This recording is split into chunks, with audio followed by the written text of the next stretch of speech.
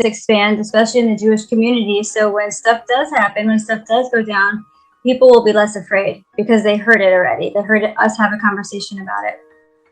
So this is me and Guru became accidental galactic Jewish representatives, and we're just, we just feel such a strong kinship to you. You feel like our brother, and we're coming to realize that it's not really about religion. It's just about vibration. Who you feel is up in that high vibing place with you. Are you ready to start? Yeah, can I address something before you ask the questions? Absolutely. Okay, so the reason why the Jewish community is still waiting for the Messiah and how they don't recognize that Jesus was the Messiah 2,000 years ago, like the Christian community does, is because they were expecting a superhuman, a Superman, a literal Kael coming from planet Krypton with supernatural powers, 6'3" Adonis, and overthrowing the Roman Empire in one blow. And so that's the original prophecies. What they were expecting is they were expecting someone that comes from the lineage of Zeus. Zeus was like the ancient guardian of the earth, and that is the bloodline that gave us the house of King David and Solomon. And through that same lineage, Jesus and Mary Magdalene, Joseph of Arimathea, Martha, and their immediate family were part of.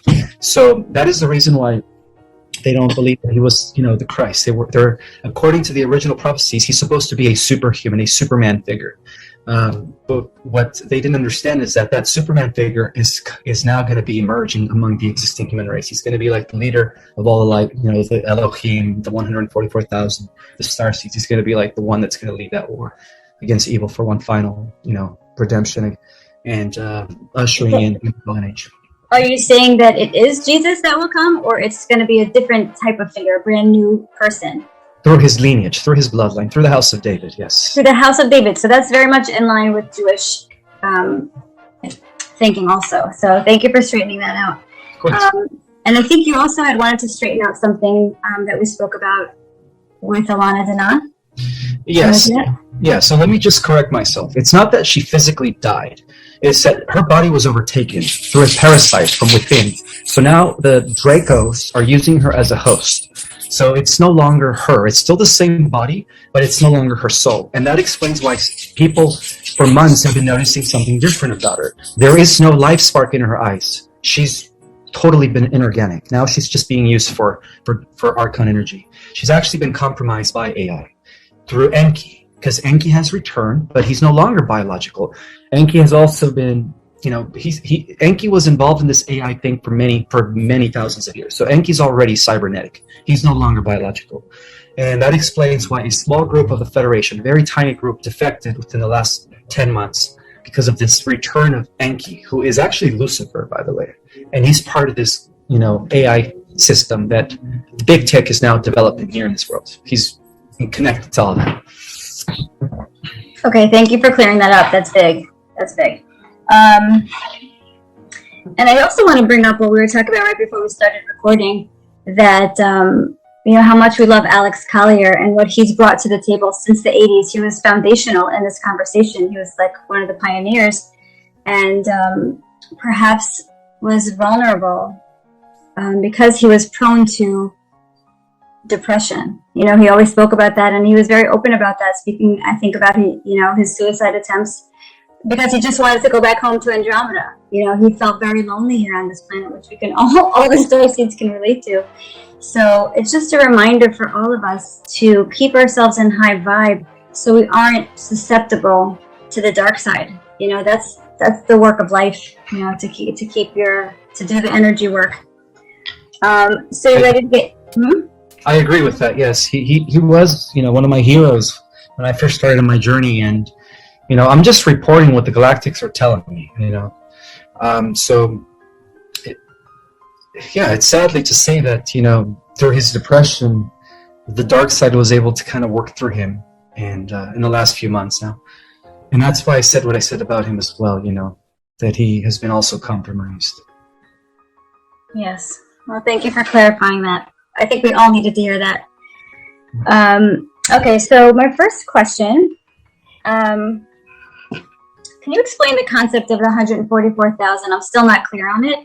And does it relate somehow to the lost tribes of Israel? It relates to the tribe of Judah, Okay. to the lineage of King David and those direct descendants. Basically, the 144,000 are the people that carry the highest concentration of the celestial DNA that originated in Lyra. And then it went to Sirius, and then it also went to the Pleiades.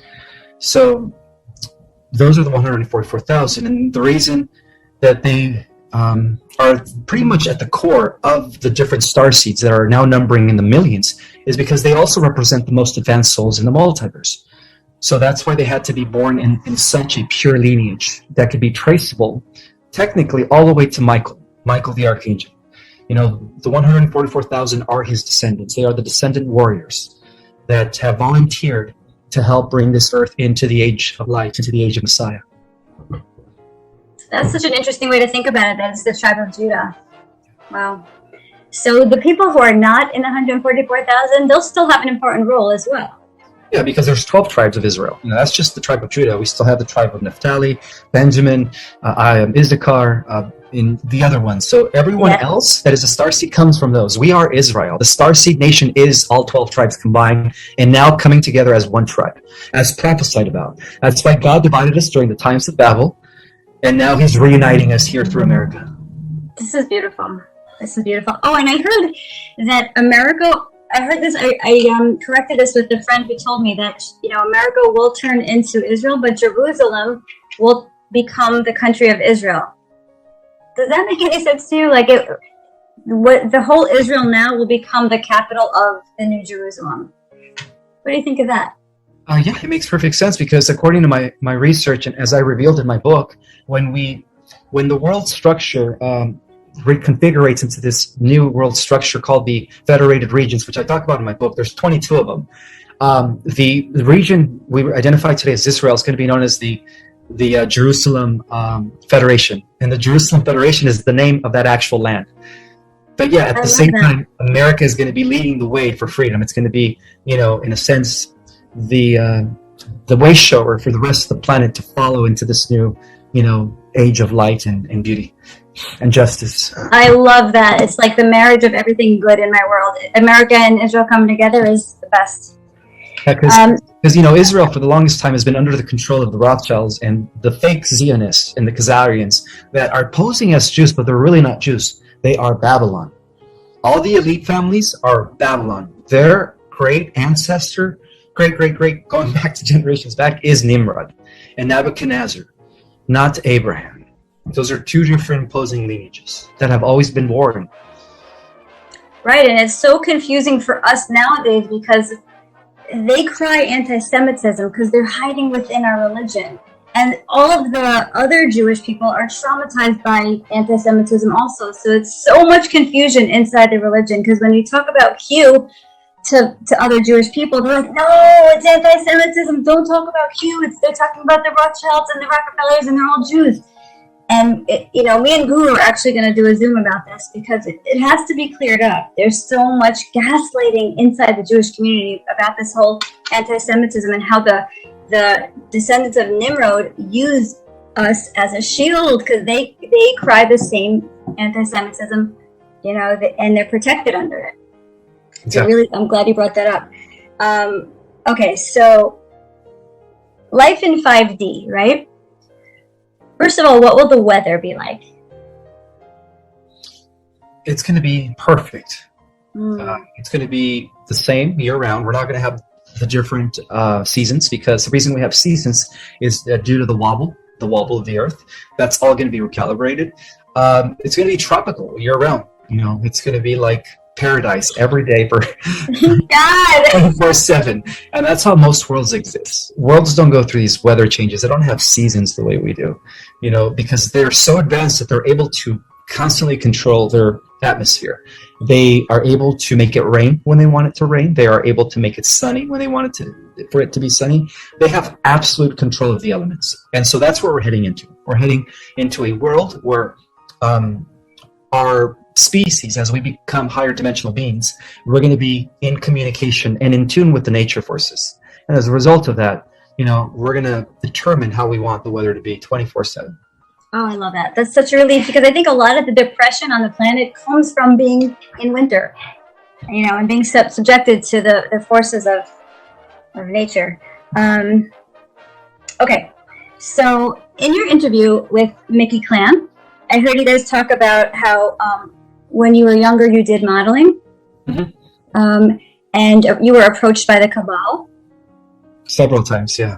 They tried to get to you, right? Yes. And I heard you say that they offered you to be on, let's say, People magazine as the sexiest man alive. Well, they were trying to entice me by saying that if I signed a contract with an agent, I was going to, I guess, shift my career from modeling to acting, that immediately it would catapult my career. I'd be shooting movie after movie, be like the next Brad Pitt, and then, that would make me or qualify me to become people's sexiest man alive. But I was in my early 20s when they approached me, So my and question, I turned them down. go ahead. Turned them Okay, down. so Yeah. you turned them down. So my question really for you, I'm always interested in the layer underneath, the psychological reasons people do things. So we know about you from your interviews that you didn't grow up with a father, that your mom died when you were 16. So you didn't have an easy childhood, and you felt different your whole childhood. So I want to understand psychologically how you were so strong in those moments and how you weren't seduced by the cabal, whereas, let's say, Brad Pitt was, or all the other celebrities that were. What made you in those moments withstand the temptation? Well, the cabal didn't approach me until I was already in my early 20s. So when I was a teenager, I just, honestly, my form of escapism was going to the local library and just reading for hours. Yeah, I've always been addicted to information since I was a kid. And so that's how I would escape all the bullying, all the people not wanting to be my friend, all the name calling that I got in school, for being different. So I would go to the local library and I would just consume myself with books. And I mean, at the age of 16, I had already read Plato's Republic, heavy books, like books that you would consider university and college text level books. I was already reading Political Theory Volume 1, 2, Modern Day Philosophy. I read all of Nietzsche, Kierkegaard, Immanuel Kant, you name them, Friedrich Schiller. I read every 18th century philosopher. I read everything about science. I got into learning about astrophysics, and I was only 16, and so that's how I would escape that. That's how I would escape what I would call my inner turmoil, because I was a depressed teenager because of the fact that it was very hard for me to fit in. But I was also drinking a lot. My mother passed away at 16, and that just kind of really, really made me want to drink even more in order to kind of deal with my hurt, my pain of not having any more parents at the age of 16. And so I stopped drinking at the age of 20 after going to the hospital a few times for vomiting blood and stuff. And after a thorough analysis of my physical organs, I was told that if I continue on this trajectory, that I'm probably not going to make it for another 5 years. I'm going to end up developing cirrhosis of the liver, other organ damage. And I mean, I was drinking a lot. I was drinking so much. From the moment I got up in the morning, I started, drinking to the time I went to sleep at night. So I was drinking all throughout the day. I was always drunk. I never wanted to be sober. But I haven't had a drink since then. It's been almost 44 now. I would have to say 24 years, since I've drinking, and I don't ever want to go back to that. Once I had my awakening at the age of 21, after doing Kriya Kundalini and really having my inner understanding of things coming back that I was suppressing for many years due to my religious upbringing, everything just changed for me. I was offered modeling gigs, which was, to me, was just extra money. I had a part-time job, and then I did modeling part-time, so that's how I was able to support myself. Not to mention, I was a dad at the age of 20. My daughter was born. She's now 23, actually. She just turned 23 in June. So, I was forced to, mature at an early age. I had 2 jobs when she was born, but then I got the modeling gig, and that kind of helped out when I was like 23, 24. And so, that's when they approached me. That's when they, I guess due to looking glass technology, they see who's going to be influential in the future and who's not, And so I think that's what they did, and they've always known about me. But I also always had special protection.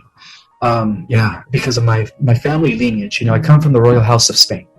My my ancestry could be traceable to the last of the kingdom of Spain that used to be called Septimania, that existed 700 years ago. And So because of that, because I'm, I claim, I guess I'm considered the real, how can I say it, heir to the throne of Spain. I've always had like special protection, perhaps from the benevolent secret societies, those that were associated with the Knights Templars, the Priority of Zion. So my whole ancestry has always been protected. That's what I've been informed, and that's the reason why the Illuminati only approached me to try to seduce me, but they knew that they couldn't really directly do anything wrong. They could only try to convert me. But they couldn't really try to do away with me because of my special protection. Interesting. And was there ever a moment that you felt weakness to go into there? You were rock solid. You didn't. Oh, my intuition smelled a rat from the moment that guy walked into the Starbucks, and I was sitting there, and he looked pretty wicked. He looked like one of those cats from Harry Potter. You know that evil guy that has that pale skin with the black eyes, and he's like a dark evil sorcerer. I forget his name, but he's the villain of Harry Potter. He's the guy with the long hair. Yes. He looked just like him. I said to myself, "Wow, I could see where they get these characters to play these roles in these movies." The guy was actually a sorcerer. He wasn't part of the cabal like we know him. He was a person who had abilities, and I sensed that from the moment he walked in the room. And at that point, I had already reconnected with my higher self. My higher self said, "He's going to try to convert you. He's from the other side. Be careful." So he came up to me and he says, "We know who you are." He says, "We understand how powerful you are. But we have a proposition for you. If you join us, this is what we could do for you. And in the end, you will be, you would be the great leader of our entire world government." And I'm like, "What?" And he goes, "Yes, we're going to set up this entire world system for you to be at the head of." I'm like, no. But all I had to do was sign the contract to become famous, become an actor. And then from that point, they were going to catapult my career. And supposedly, from what I understand, that they were going to get me into politics, and everybody was going to love me. But yet I was going to be, working for the dark side. So from the beginning, I smelled a rat. And this is what I said. And they said, "Oh, we offer you all the women you want." There's nothing you can say that's going to entice me. I know who you guys are. I'm faithful to the lights. And at this point, I suggest that you get away from me if you know what's good for you. Ooh. Yeah, so I threatened him, and he backed off. He backed off because at the same time I had Michael the Archangel to the right, I had Gabriel to the left, and I had Master Sanat Kumura right in front of me. And Sanat Kumura, I mean, he's the solar logos. You don't want to fuck with him, you know what I mean? Or mess with him. Sorry for this. No, that's appropriate. So that's amazing that you said that, because that's actually the prayer that we say right before we go to bed. We have Michael on the right and Gabriel on the left. So that's amazing that you actually had that in that moment. And it gives me such insight into what goes on with the celebrities that we are seeing. Like, the hardest losses for me personally was Oprah and Ed Sheeran. Those two killed me when I saw Ed Sheeran come out with his most recent album cover, and it was a vampire with blood dripping down the teeth. I was like, they got to him too. So I have a question about that, Ismael. Sure.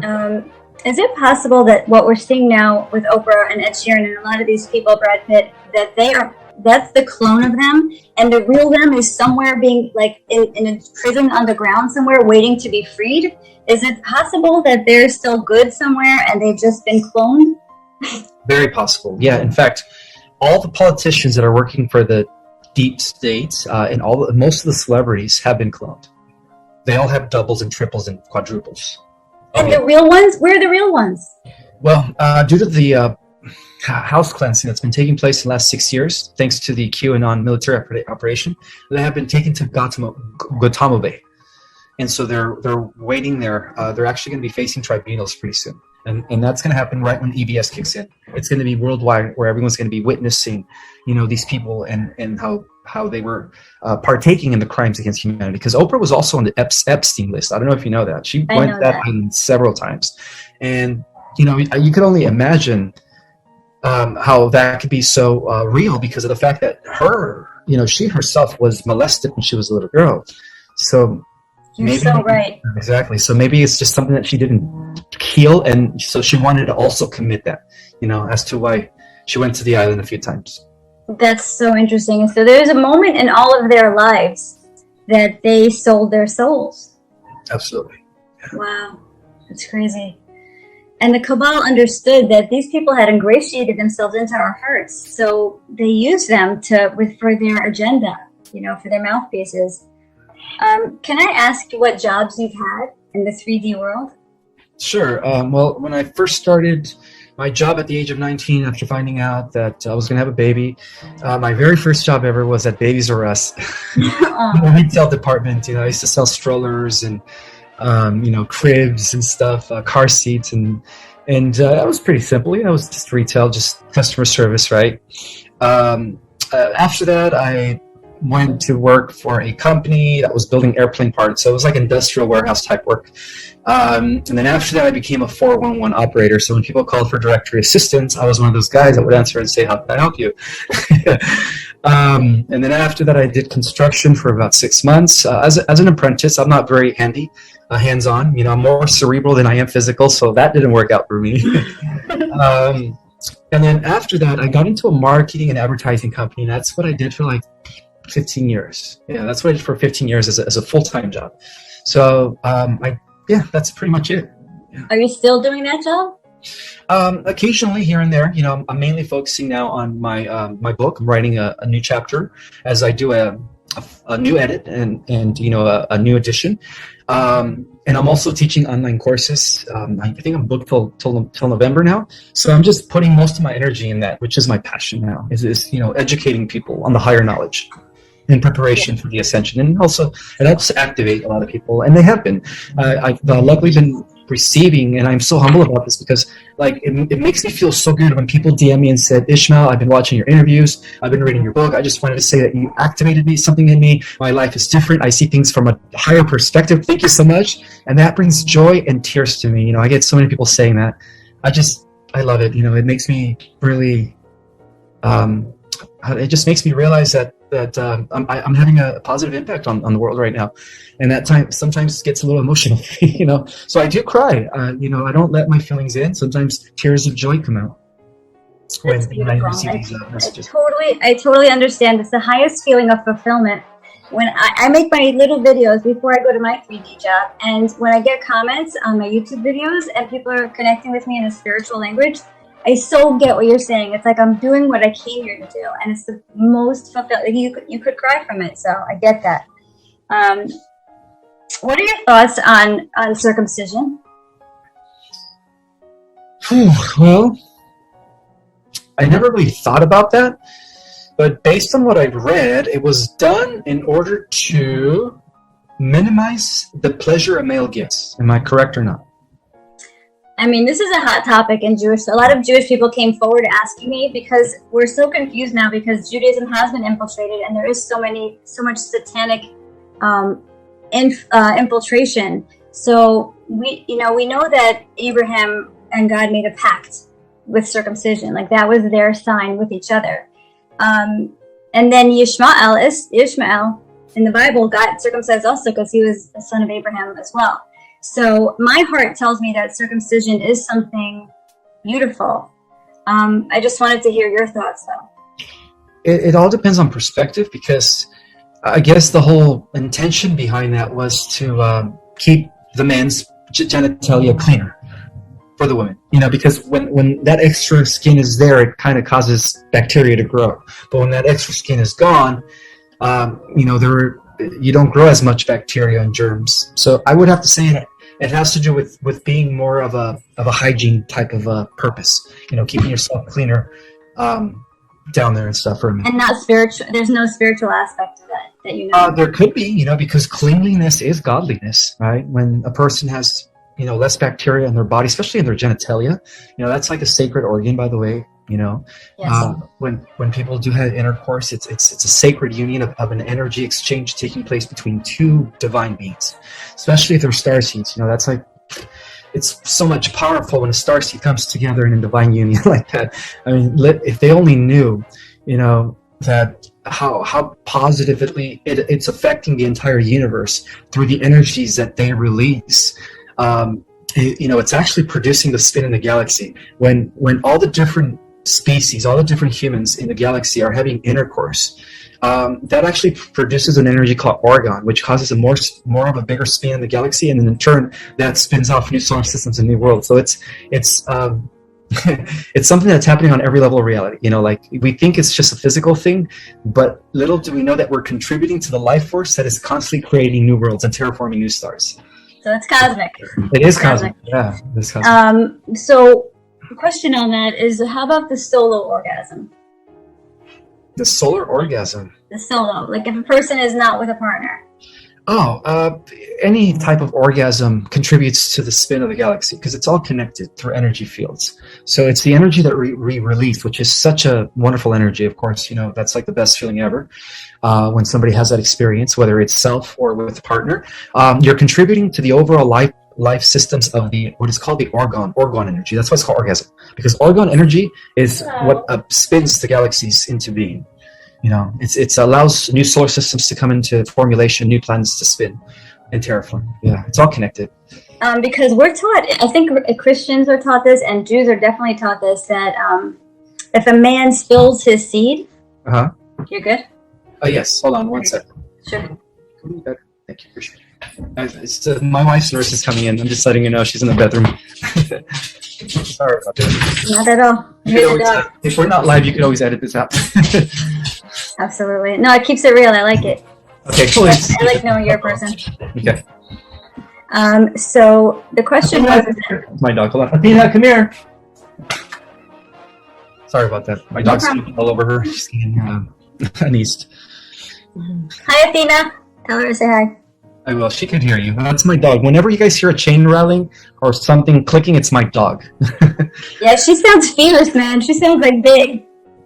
Oh, she's beautiful looking. She's a fawn pit bull, very beautiful with golden, almost like liquid gold eyes. They just pierce into you.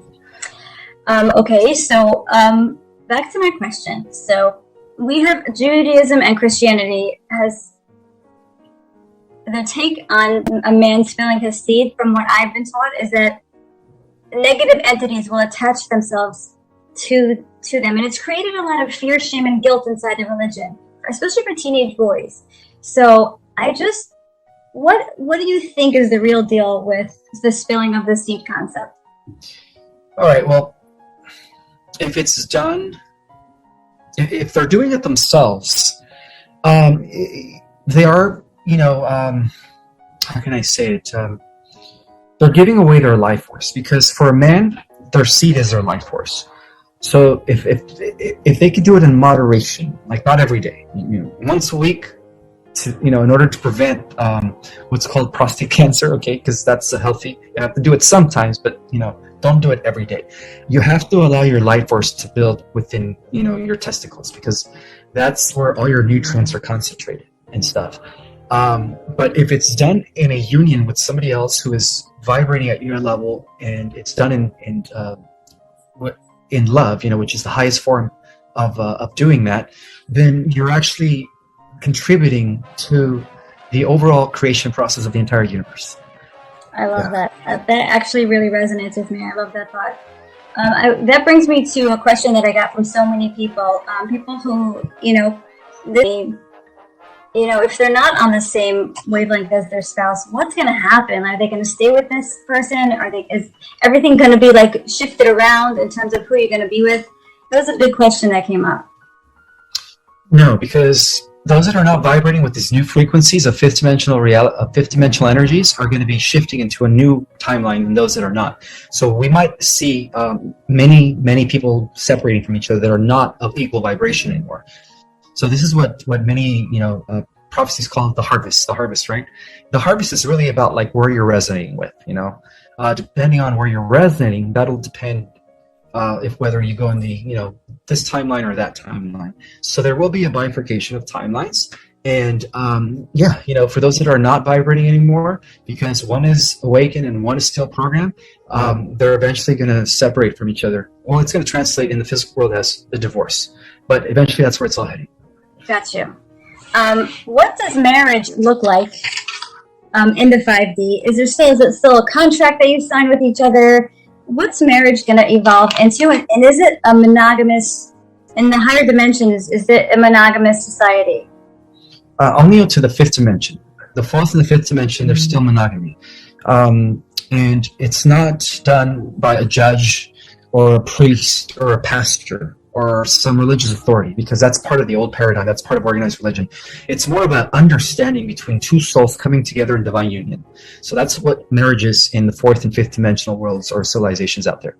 Beyond the fifth dimension, because we do move into a social memory complex where we go from being just individuals to a collective unimind while maintaining our individuality. It's more like plural. At that point, for instance, civilizations that exist within the sixth dimension and up are no longer, it's not just one person being with one person. You can have up to multiple partners in those realities, because of the fact that everyone is part of this unity consciousness. So we all see each other as a reflection of each other and everyone. We see everyone as ourselves. So at that point, it's not just about exchanging energy with one individual, but exchanging energy with, the community. And, at that level of reality, there's no diseases, there's no jealousy, there's no obsession, all that stuff is third dimensional stuff. So everyone is under some form of collective understanding of things.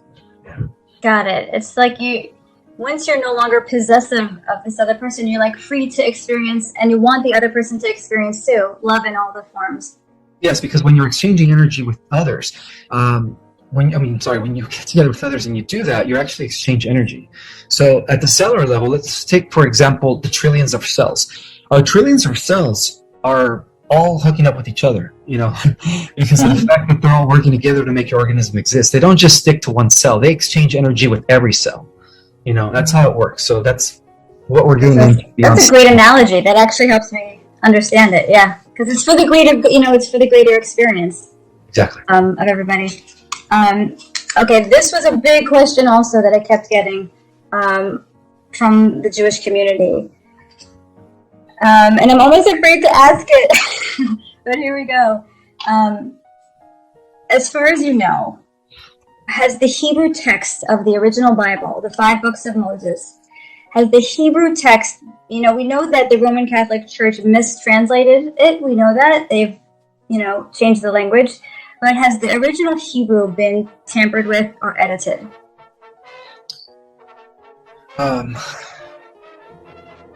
Yes, because Babylon's been controlling this world for a few thousand years. So they always put their 2 cents in everything. They always taint everything in order to suit their agenda.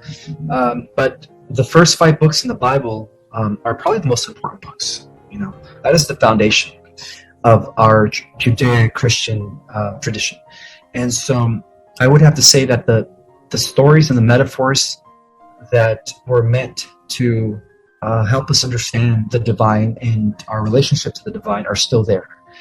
So it's been written in different levels of understanding. So the dark side couldn't really mess with the metaphors. They just kind of edited different things. Like for instance, the book of Enoch was taken away. The book of Jubilee was taken away.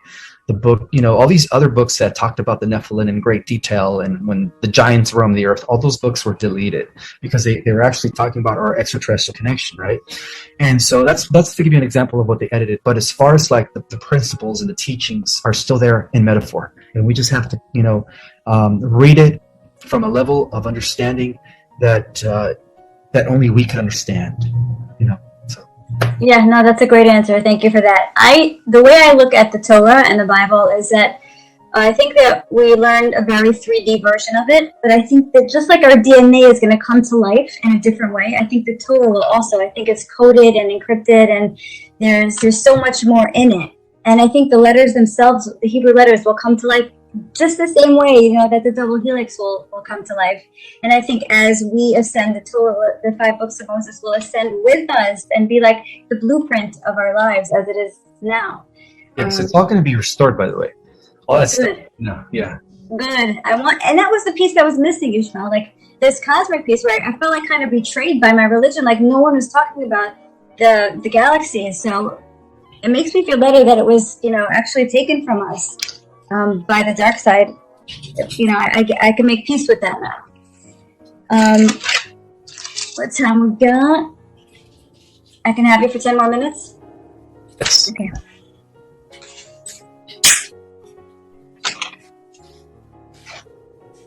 Okay, this is a big one also. Can you explain why transgenderism and homosexuality are such a strong part of the dark agenda? Because the whole purpose of coming into these lower dimensions and becoming male and female is so that we could exchange energies. How can I say, the genitalia? There is a reason why it's designed the way it is. One goes inside the other because it acts like a connecting point. It's a connection of chakras generating energy between two individuals, and so it's very hard to do that when you are involved with a partner of the same sex. At that point, it's just more about physical sensation than spiritual gratification or spiritual. How can I explain it? The best way to explain it is, the original creation was men and women, and so the agenda of transvestites and promoting homosexuality, in a way, I don't have anything about homosexuality. My daughter's gay, by the way. She's involved with her partner who she wants to marry one day. But it's when they push it, and then when they're trying to confuse people about their gender, that's when it becomes evil. That's when it becomes real evil. So I honor free will. I don't have anything against the homosexual community, but what I do have a beef with is the fact that the cabal is pushing, this idea of changing your sex. That to me is Satanism. When a guy changes his sex to a female, that's completely dark and Satanism. When a female wants to become a guy, it's because you're not happy with the way God created you. God created you like that for a reason. So yeah, that's the way I see it. That's such a great answer. That was such a great answer. Thank you for that. And it's the way I see it, to expand on what you said, is that they're just trying to keep us in low vibe, trying to keep the vibration as low as possible, so we don't do this ascension thing. So I think that's their overall aim with everything in the woke culture. Absolutely. Okay, so I'm going to end with this thought. It's not really a question, but more of a thought.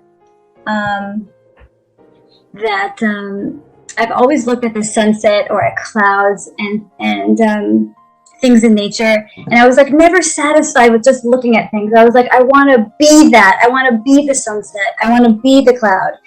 And then I heard you in an interview say that we will get to a time after, I think, the 12th dimension, where we will be the sunset. We will be the cloud. And that was such a comfort to my soul, to know that my energy will be that beautiful thing, because looking at it was never enough for me. You know what I'm saying? Yes, that is so true. Planets, elements, galaxies, universes, they were once human, just like we were. So as we expand and evolve in dimensions, we also expand our consciousness. And as we become part of this social memory complex with others of like-minded souls, then we become a collection of souls and a collection of consciousness. And that's when we decide to become the consciousness of a planet together. So a planet was a collection of individual souls from the 6th dimension who went to the 7th dimension, who decided to become a planet together. And so they embodied the consciousness of a planet. That's so beautiful, and I can't believe it. Actually, I understand what you mean. I get it. It's really I'm one of these people who you have helped. You're helping really to wake up my soul. So I'm so grateful for you, and I'm signed up. I told you I'm going to be joining your course in September. I can't wait to learn more techniques of activation, and I'm grateful for today. You're welcome. Thank you for having me here. Thank you so much, Ismael.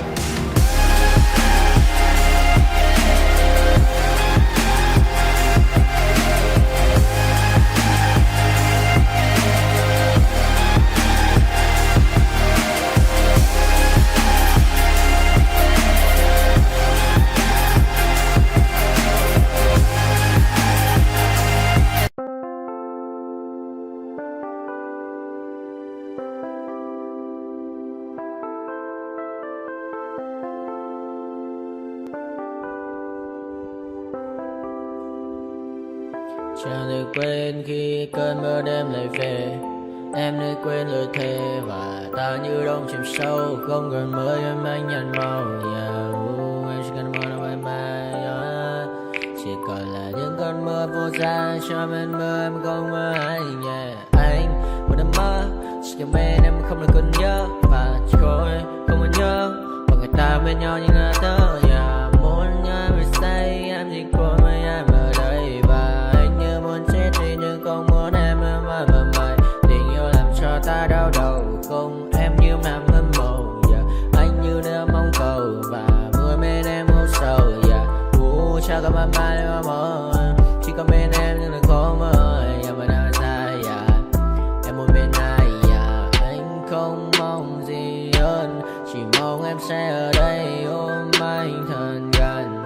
Anh chỉ mong đôi ta được có nhau. Mà đừng em đâu anh có em. Một đêm bên anh có em. Ta sẽ trao nhau môi hôn thật sâu. Ôm anh.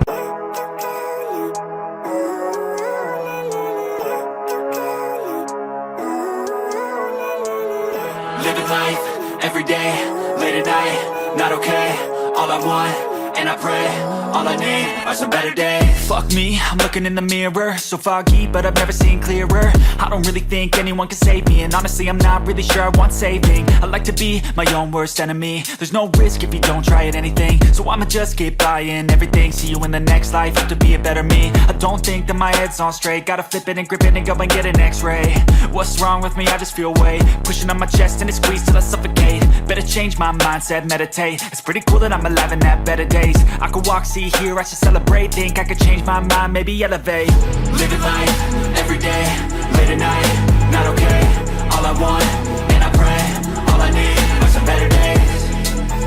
Yeah, all I need are some better days. Cause all I want, and I pray, I believe in the better days. I'm kinda stuck between a rock and a hard place. Do I work hard or live at my pace? You're only young once, yeah that's all great, but I also want a future where I'm okay. Living life is doing lots of cocaine. Wait no, it's living with no shame. Wait no, it's sleeping in on Sundays. I guess it's different for each of us and that's okay. Well I just wanna be happy. How to get there? Glad that you asked me. I think it's different for everyone. Some of us need work, others need fun. Some of us need purpose to overcome. But try to do what you love when it's said and done. Cause there's so many differences in each of us. Trust your gut, it can show you what you want. Living life, everyday, late at night, not okay. All I want, and I pray, all I need are some better days.